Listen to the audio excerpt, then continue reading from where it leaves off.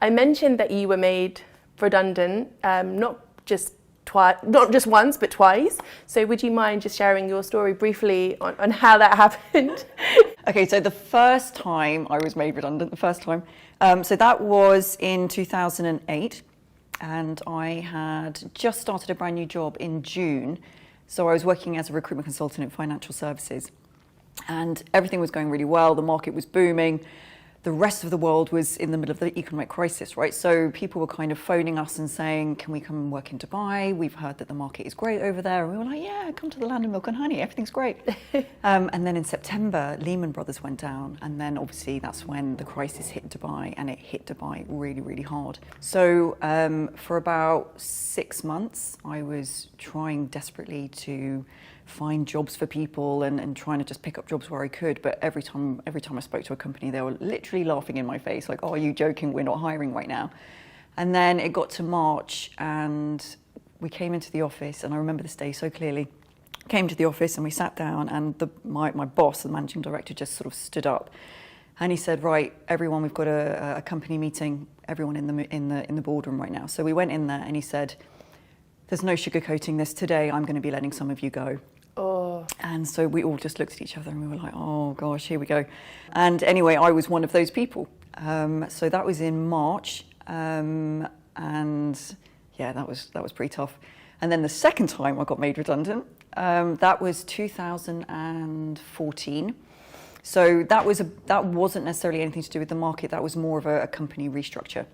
So my boss at the time, the managing director, quit. And my role became redundant as a result of his quitting. So yeah, I got made redundant that time as well.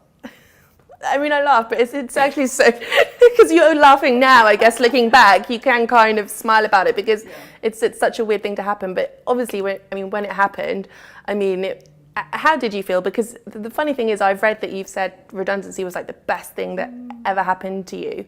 But I'm guessing that's not how you initially felt.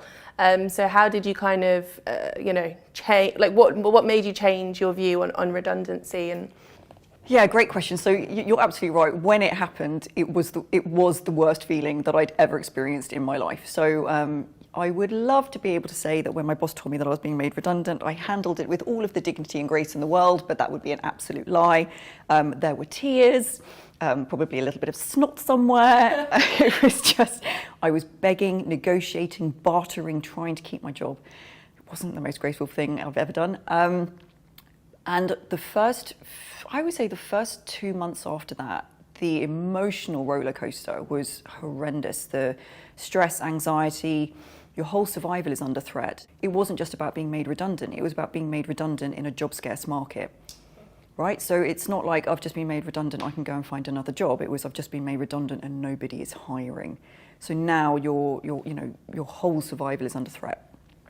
So I think the first 2 months was the hardest, and then weirdly, and I think for me it was just a very natural process. You just kind of move into this mode of acceptance. It is what it is. There's nothing that you can do about it, and the thing about acceptance is once you accept it, the stress comes down. And when you stop being stressful, you suddenly have clarity of thought. And so all of a sudden, you just have space to think about things. You have, what do I want to do with my life? What meaning do I want to give to all of this, etc. So when it sort of being the best thing that ever happened to me at the time, no. In hindsight, yes. Because it gave me the freedom and the flexibility and the time to really think about what it is that I wanted to do with my life. And I sort of came to the realization that up until that point, the career choices that I had made hadn't necessarily been things that I'd wanted to do, more things that I think I should be doing. And as a result of that, when I really sat down to think about what it is that I want to do, that's when I really started to think about coaching and careers and helping people to kind of get unstuck. My degree was in psychology, so I automatically thought I could go back to psychology, but it was going to be about another 5 years worth of study. I couldn't afford the university fees going back full time, but coaching seemed like another option. I didn't become a coach straight away. It wasn't a case of being made redundant, now I'm going to start coaching.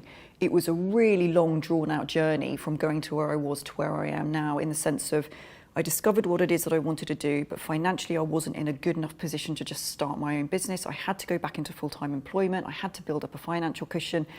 That whole process, getting training, getting qualified, building up the financial cushion, building up the courage, all of those things. Yeah, that was a good, I would say, 4-year period. It takes a lot of time to kind of, especially to get to where you have today, so that's completely understandable. Yeah. It sounds like, redundancy did help you kind of almost find your purpose, let's say. Were there any other lessons that you took away from it? How long have we got? Your top 3 or... I think there were some really interesting ones. I think one of them was around the concept of ego. I recognised that a lot of the career choices that I'd made going into recruitment, choosing recruitment, was more about what will people think of me rather than what do I want, what's fulfilling to me. I think, when I got made redundant from a job that I didn't even enjoy, I had to ask myself the question of how did I get here? And the realisation is that I'd listened to my ego. And I really, instead of listening to my heart, I'd listened to that, and I ended up in a job that I didn't even enjoy. And then when I actually got made redundant, the shame that I felt and the embarrassment and the humiliation, it made me realise that I had an ego, and it made me realise that a lot of my self-worth and validation came from my job and what people thought of me in my job. And so there was a lot of affirmation from people's opinions of what kind of job I had, etc. So there was a realization that, one, I am not my job.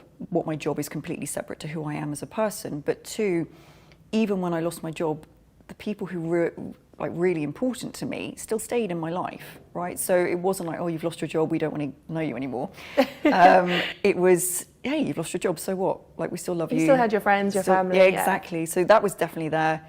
You become very grateful in that moment. I mean, just things that I took for granted, having a UK passport, having enough money to pay for the rent and the bills, like enough savings.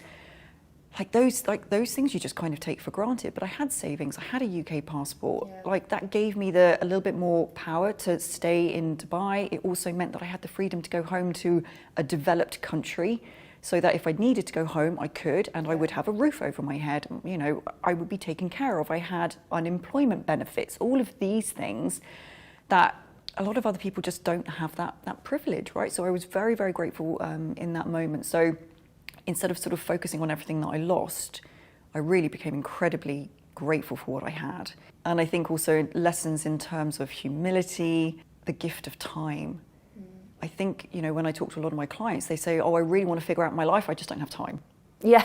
I just don't have time. I don't have time to figure out my life, right? So in being made redundant, I had time. Yeah. And with that time, I was actually able to turn my life around. So it's kind of like your silver lining. Oh, yeah. In a way. Obviously, you were very fortunate. You said you had a lot of options. And there are a lot of other people, particularly in this strange period that we are today with COVID-19, that have been made redundant, or if they haven't been made redundant yet, they're fearful that it might happen at some stage. If you could give them any advice, what would it be? So being made redundant is something that we either will experience or we will face potentially, right? It's just almost like a given, particularly in the market that we're at now. It's not necessarily about the redundancy, it's about how we respond to the redundancy. It's our response to the redundancy that will determine the result of that redundancy. So if you respond to redundancy in such a way that you view it like it's the most scariest thing in the world, you will be fearful of it, meaning that you'll be super stressed, you'll be under a lot of pressure to either keep your job or under a huge amount of pressure to quickly find a job, whatever that is. And when you're under pressure and when you're under stress, you don't necessarily make the best decisions. So if you're fearful of redundancy or you've just been made redundant, the first thing to focus on is actually get clear on your relationship with redundancy. Give it a better meaning. Give it a meaning that allows you to at least feel neutral about it. If you're feeling anxious or angry or frustrated, or you feel like it's a massive injustice, you're going to feel bad. And those emotions are going to determine how you respond to it, how you behave, how you perform at work, in an interview, etc. So if you can at least look at it in a way that you can feel neutral about it, that's better than feeling angry or upset about it. Yeah. If you can look at it in such a way that you can start to see, well, how might this be an opportunity? then you start to notice shifts in terms of, I'm feeling a little bit more motivated right now, I'm feeling a little bit more confident right now, I'm feeling a little bit more inspired right now. And those emotions will serve you so much better. You'll be able to perform much better in interviews, you'll feel much more motivated in your job search, you'll perform better at work. So it's not necessarily about trying to avoid the redundancy. I mean, yes, if you can, great, but you have no control over that. The only thing that you can control is how you respond to it. So if you can manage that as best as you can, fantastic. The other thing that I would say is, for those of you who are really concerned, and for those of you who do require a certain degree of certainty and safety, get ready for it just in case. Get your CV ready, get your LinkedIn profile ready, brush up on your interview skills, build your network, nourish your existing network, do all of those kind of mitigating steps. And just purely if that will provide you with some degree of psychological safety, do that as well. That's great advice. So be prepared and also try to change your reaction or your response. Yeah. Zita, thank you so much for sharing your story. I would like to invite you back on next week's video to talk more about how you've used LinkedIn to kind of create your personal brand, because you've had a lot of success on the social media platform, and maybe you can share some tips on how we can also start to use the platform more effectively. Sure, that'd be great. Perfect. Thank you, Zita.